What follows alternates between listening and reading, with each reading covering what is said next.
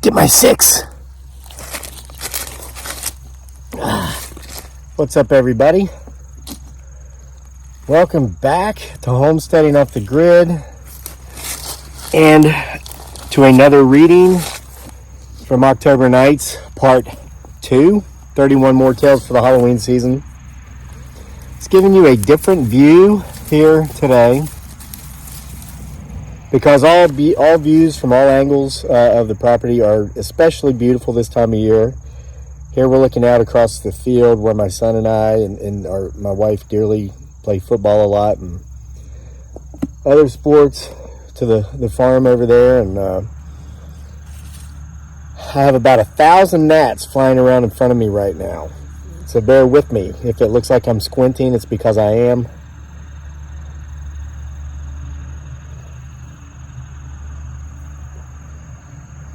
You hear a tractor over there. Just something to go along with the beautiful scenery. You might get to see a tractor back there farming, and who knows what else you may or may not see behind us. Continue to get my 6. I want to thank all of you again who have been showing up for the readings. We're now through the first week of October officially, 3 to go. A little more than 3 to go. It's a long month. And I hope you're enjoying the stories. You can get the books with an autograph from our Etsy store. The link is in the description box below. And while you're there, you can get some of my wife's delicious lumpia and peanuts and a lot of the handmade wooden Halloween decorations that I spent my time making over the summer. You can get the books on Amazon and print or Kindle. Or if you just want to hear the stories, just keep coming back to the channel and hear them for free. It doesn't cost you a dime. And I want to thank you for giving me the opportunity to share my craft with you. Of course, I'd love to sell as many books as possible. When we pay our bills, we use currency like everyone else. No one accepts our good looks as payment, so we need money just as much as the next guy.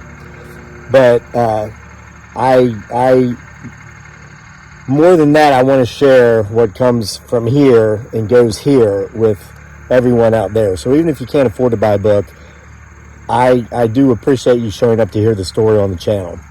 A lot of time, effort, creativity go into these. But sometimes, such as the story for the case today here, a story called What About Bob? Sometimes you just have to record events as they happen or after they happen. This will be one of those stories that a lot of you folks will say, hey, didn't you tell this one before? We're getting some of that here. It's because some of the stories have been added onto because more events have taken place in regard to those particular stories. This is the case for one, but we're soon getting to the point of the month to where, trust me, stories are going to come that you've never heard any part of before, and the nightmares are going to ensue. But let's get right into What About Bob? Can you see the tractor? It's way over there.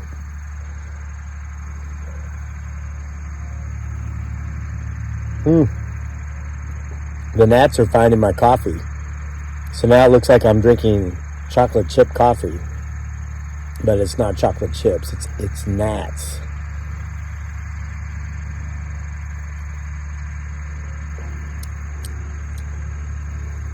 Not bad.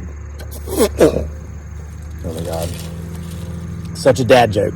All right. I've said it before and I'll say it again. After having left the cities to live in the country in what I thought would be peace from other people, traffic, noise, etc., and gnats, I'm convinced that people who live in the country are crazier than people who live in the cities. Why? Well, most people who live in the city have something to do. They have careers, hobbies, relationships with others, obligations and responsibilities. In a word, they have a life. In the country, well, not so much for a lot of country folk. Let me explain. After moving to our little slice of heaven in the beautiful Blue Ridge Mountains of Virginia, nothing big, mind you, merely a 6-acre plot with an old sharecropper house, but certainly a distinct difference from the city of Manila and its population of nearly 30 million people, and where we'd been living just before coming here, we quickly realized that a lot of folks who live in the country, particularly people who'd been living in the country for generations and who were up there in years, that's how we'll put it, didn't quite have enough responsibilities, obligations, or hobbies in life to keep them busy and to keep them, more importantly, out of other people's business. This, my friends, is when we found out about a particular type of human being that exists known as a busybody. Busybodies can be found quite anywhere, but we found again since moving to the country that there's a higher likelihood per capita of running into a busybody in the country than in the city. The reason, I've since deduced, is because so many folks in the country don't necessarily need to have all those responsibilities and obligations as city folk. All these things, which rolled up into one big ball, might be referred to as someone's life because, well, to be blunt, they don't need the money. Think about it. Much of the driving force behind why people do what they do throughout the day revolves around their need to continue their existence. To simplify, most people work because they need the money. They have bills, rent or a mortgage, groceries, utilities, car payments, etc. This isn't rocket science. But country folks? Well, many of them, and the rate will really surprise you if you go out there and start noticing, never have to worry too much about working much, if at all, because they are born into comfort. If this sounds shocking to you, just think about it for a second and it won't be so shocking. Think about all the people out in the country who are born into families who already own dozens, if not hundreds, or even thousands of acres of land. This because someone in their family, many generations ago, acquired, mostly through blood, sweat, and tears, or all of the above, a considerable holding of land. Now, with the birth and aging of each successive generation, a portion of the land was carved off, usually after a wedding, and gifted to the next generation. Fast forward about 4 generations, and you have descendants being born who never have to work any more than is required to make a meager salary, if even that. This because these people have never had to pay rent or make a mortgage payment. It is not uncommon to meet folks where we live, for example, who work as an administrative assistant, secretarial position in what it was called before such a term was deemed insulting and offensive, and who make well below the average household annual income in America and not a whole lot more than minimum wage. These folks can get by with this as their only bills are utilities, food, gas for their vehicles, insurances, and recreation. No long-term financial planning is even required as these folks were already wealthy when they were born. Their land they live on and the houses they live in were paid for before their parents were born. Think about it. You don't think about this stuff till you get out there and you actually see it. I never thought, and I was a financial planner my first 8 years out of college. But when you live among folks like this, that's when it really hits you. You know, after you've been making a mortgage payment for about 20 years or whatever, it's like, could you imagine? Well, hold on.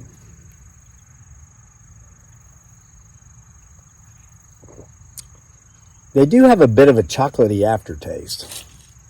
All right. The point of all this is that many country folks don't have to work, and many of them choose not to, and often they spend their time becoming too involved with what their neighbors have going on, just out of sheer boredom.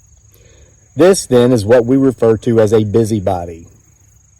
Bob, we found out shortly after moving into our new place and finally figuring out how to deal with one busybody.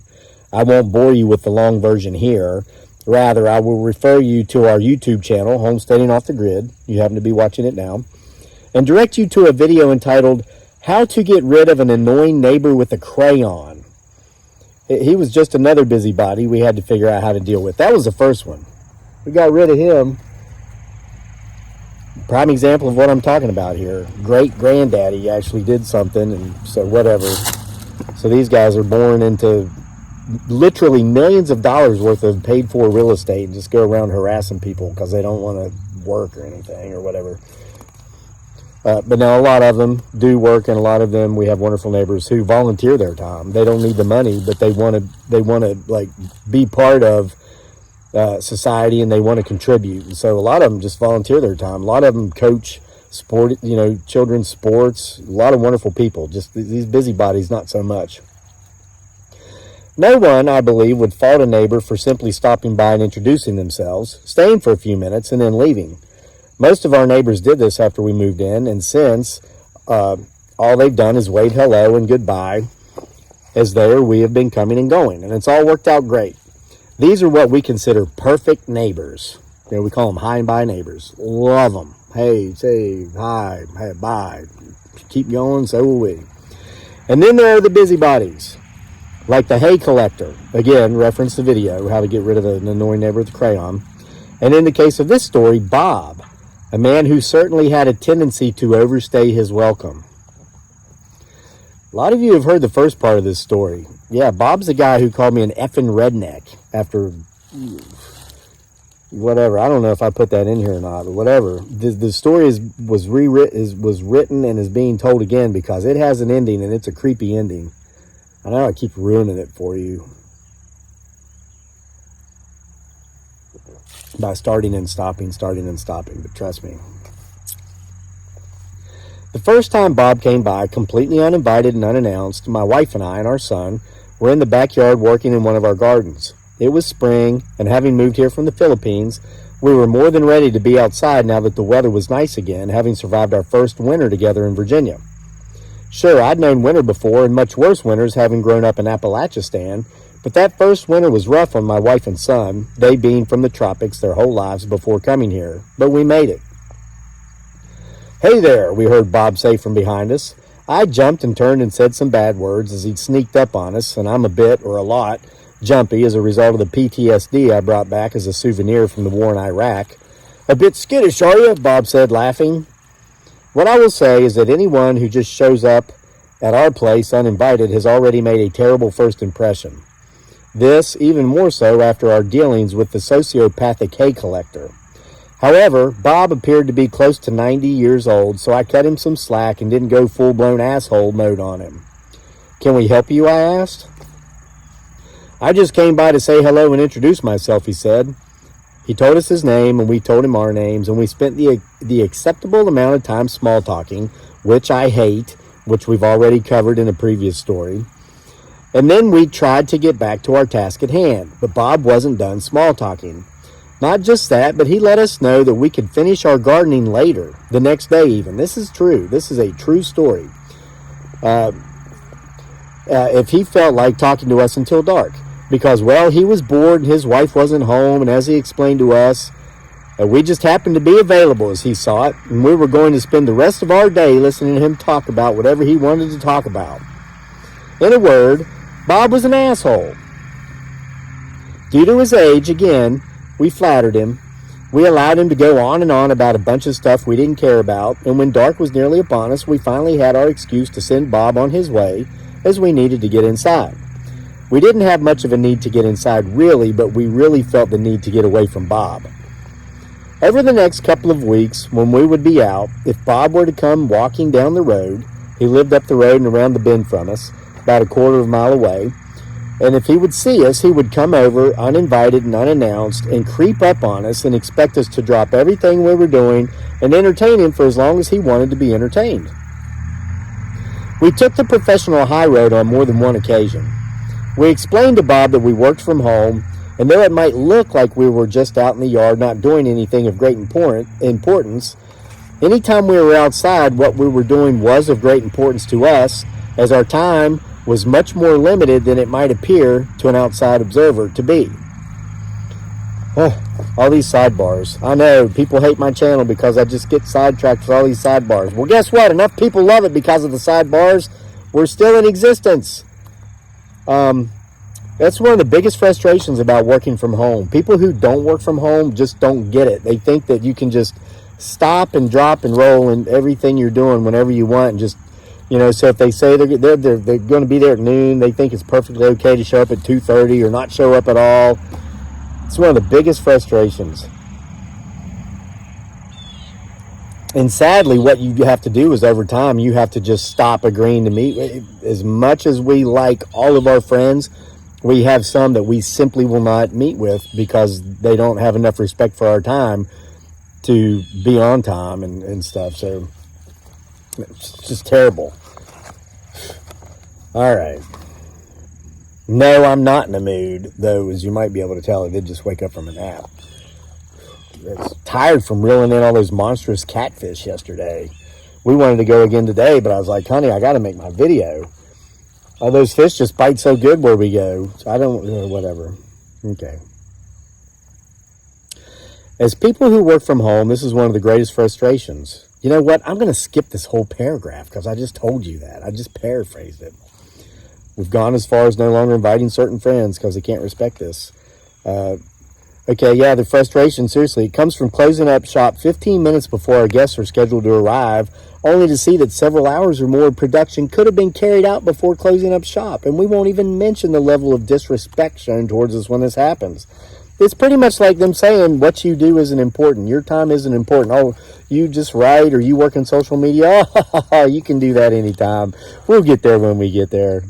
Even though we said we'd be there at 2. We might show up by 7. Silly social media content creators. Silly writers. Like your time's valuable. Bob, however, did not feign the same form of ignorance as some of our friends who just don't get it when we tried to take the professional high road and politely let him know it was okay if he simply waved hello and goodbye as he passed. Not too unlike the hay collector. You've really got to watch that video if you haven't, about getting rid of an annoying neighbor with a crayon. We literally, my wife and I could be sitting out here that first year we lived here, and if he drove by and saw us, he would drive up into the yard. I mean, he is the only reason we put a gate up, and we've told other people this, and we've said it on the channel, because he's very lazy physically. I mean, dude weighs like 400 pounds. We knew he wouldn't get out of his car and open the gate, even though he told us we could put a gate up and it wouldn't keep him out. We found that it did. Because it would, too much energy would be required to get out of the car, open the gate, get back in the car. I mean, people that weigh 400 pounds, barring those with health conditions, and there is outliers out there, so don't everybody tell me how offended you are. Here we are, 2022, modern day America, where the national pastime is being offended because everybody thinks they get bonus points in life for being offended. I'm not talking about those of you, the small minority who actually have thyroid conditions. I'm talking about the folks who are lazy. And it takes too much effort for him to get out and open the gate, so he wouldn't do it. And it kept him away. But he would drive up into the yard to harass us, give us lectures, stare at my wife and undress her with his creepy eyes, and invite her to ride around with him on his tractor the next time he cut hay. Seriously, true story. Creepy bastard. That one did not taste like chocolate. All right. What about Bob? That's what we're talking about, not the creepy ass hay collector. We're talking about creepy ass Bob. All right. But Bob, yeah, he pretty much let us know that he didn't care about our time or what we had going on in our lives.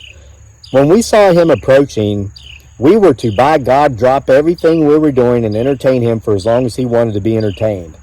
And let me tell you, those of you who are thinking, what audacity, these people, these busybodies are more plentiful out in the country than you could ever imagine. I'm serious, especially in the South. For our first 3 years here, as soon as we get rid of one busybody, another would pop up and take their place. We found in time that the only real way to successfully deal with a busybody was to be a dick. We would ignore them and make it obvious that we were ignoring them, and it seemed to work. The way we would do this with Bob is that when we would see him coming, we remained on the lookout after he'd formed this pattern of near daily harassment. We would literally stand up, look at him so that he knew we'd seen him, and then head inside and lock the doors. Yes, this sounds like an asshole move, but assholes only understand one language, and that's the language of assholes. So to beat one, we figured we had to be one. And it worked. This is true. This is true. I got blasted in the comment section when I shared this story when it was actually going on in real time about 2 years ago. People were saying, you need to have more respect for your elders. Hey, everyone needs to have more respect for everyone, despite age, okay? And when it's been made clear to you, listen, we're not just hanging out in our yard so you can come speak to us when you see us. We actually work from home. We made it clear, okay? Not all of us are retired. We might look retired because we go catfishing every day with our beautiful wives and catch the big one like on a regular basis, but we're not. That's just part of our job. We get paid for that. Put that in videos, it generates revenues, and we pay the mortgage. I can't help it if you hate your job and we love ours. Just because we love our job doesn't mean we're retired. It just means we love our job. But we still have to do it to pay the bills, brah.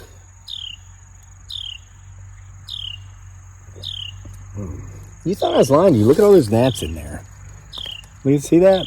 How could I continue to drink it? Protein! Okay. So after doing this a few times, Bob stopped coming by, expecting us to entertain him for however long he wanted to be entertained. In time, if I were to be out jogging or mountain biking, and if I were to pass Bob, he would often call me a fucking redneck or flip me the bird. Yes, not just had Bob proven himself to be a busybody and an asshole by imposing on us, but he'd proven it again with his actions such as these once we decided not to allow him to waste any more of our time with his uninvited and unwanted presence. This is all true. This is a true story. It was common for me to see Bob while out for my morning exercise or while out working on the property, and every time I saw him, I would let my wife know if I'd seen him. If I came home from a run or a bike ride, my wife would ask, "What about Bob?" It was a running joke, no pun intended, but it was a play on words in reference to the old Bill Murray movie. I'd state whether or not I'd seen Bob, and if I had, what choice words he'd had for me, etc. Seriously. Hey, if we would have let him waste our time and entertain him, we would have been just wonderful neighbors, great people. But when we put in those boundaries in place, all of a sudden we're a-holes, right? Worthy of being cursed out for having the audacity to jog by his house in the mornings. Yeah. Then a period passed during which we did not see Bob. This period passed during one excruciatingly hot summer, so I didn't think much of it. As most people hide from the heat in the summers in Virginia, I hadn't thought of it at all, really, until I saw Bob again once summer had passed and fall was well upon us. Now, this happens to be last October. We're coming up on the 1-year anniversary. My son and I were standing at the end of our driveway, waiting on the school bus one beautiful October morning, when Bob came walking by. We'd found, too, in our first year or so here, that the end of the driveway is a vulnerable location, as the hay collector had often waited at the end of our drive to harass us after the bus had dropped our son off at the end of the school day. Yeah. He could do so by not actually trespassing on our property to do it. He'd hang out in the driveway on the other side of the road and harass us. And when I saw Bob approaching that morning, I simply figured he was using the same passive-aggressive tactic. As Bob was walking down the road toward us, I told my son to simply be pleasant. "Hello," Bob said from the middle of the road. I felt as if it were a trap. He wanted me to lose my cool so he could claim he was merely saying hello while he was out for a walk. Make me look like the asshole instead of him looking like the asshole he usually was. Since he was walking on the road, I couldn't accuse him of trespassing. "Hello," my son and I said in unison, just as passive-aggressively as we could be. We even faked smiles to match his. "Oh my God," Bob said, "you can speak." We refused to take the bait and said nothing. "You know," he then said, "all I ever wanted was to be acknowledged." "We are acknowledging you," I said, and my son and I continued to wear our cheesy grins. I felt like one of the artificial yuppies from down in Charlottesville wearing such a fake smile on my face, but hey, when the situation calls for it. Fortunately, the bus was on time. It came to a stop at the end of our drive and my son got on. The door closed after my son had taken his seat and I'd shared a few pleasantries with the driver, and then off it went, leaving me and my wife, who was up at the house, to miss the crap out of our son for the next 8 hours until the bus brought him home again. When the bus pulled away, I realized Bob was gone. "Where the?" I actually said aloud. The road took a turn the direction the bus had gone, and Bob's house was around the turn, and I assumed he'd left as the bus was leaving and that he'd simply hurried along the way. I questioned whether a man of his age, and one who walked with a cane at that, could have covered the distance to round the turn in such an amount of time, but I didn't allow myself to dwell on this thought for long, as the relief I felt simply knowing he was gone sank in, and I allowed myself to relax. At the end of the day, as I was out at the end of the driveway again, waiting on the school bus to return with my son, I watched as a funeral procession went by, obviously heading to one of several country cemeteries just up the road from us. The last car to pass, just a minute or so before my son's bus arrived, was being driven by someone I knew. It was Benny, one of those perfect neighbors who relegated their intrusions to merely waving hello and goodbye when they passed. Oh, if only most people could do the same. We'd never have to worry about busybodies. However, this time, as Benny was passing, he rolled down his window and he came to a quick halt. Not going to the funeral, he asked. I guess not, I said. I'm waiting on my son's bus. Oh, Benny said. Nice seeing you again, he said, and then he began rolling up his window. It was only the second time I'd actually spoken to him, and I was okay with that. The first time had been when he'd stopped by cordially and approvingly to introduce himself to my family and myself, staying less than 5 minutes when he had, a couple of years before, after we'd first moved in. By the way, I said, just before he'd finished rolling up his window, who died? Bob, he said. He died in his sleep a couple of nights ago. And then he finished rolling up his window and drove off, catching back up easily with the funeral procession just before they rounded the turn at the end of the long straight, heading in the opposite direction of where Bob had lived. Less than a minute later, my son's bus arrived. I think I did the right thing in telling both him and my wife that Bob had passed away a week later. The end. So there you have it, guys. You know, there's a theory out there that the spirit lingers for up to 31 days or 28 days, something like that. Sometimes having a problem accepting the fact that they've passed on. What about Bob? All right. See you for more tomorrow. Again, thank you for showing up for these stories. Go to our Etsy store and get a print copy of the book with an autograph and buy my wife's lumpia. She told me to promote her lumpia when I made my video, so I'm doing that now so I stay out of the doghouse. It's a creepy story and every word of it's true. The veil has gotten thin. It's growing thinner. It's going to get very thin between now and Halloween. See you for more next time.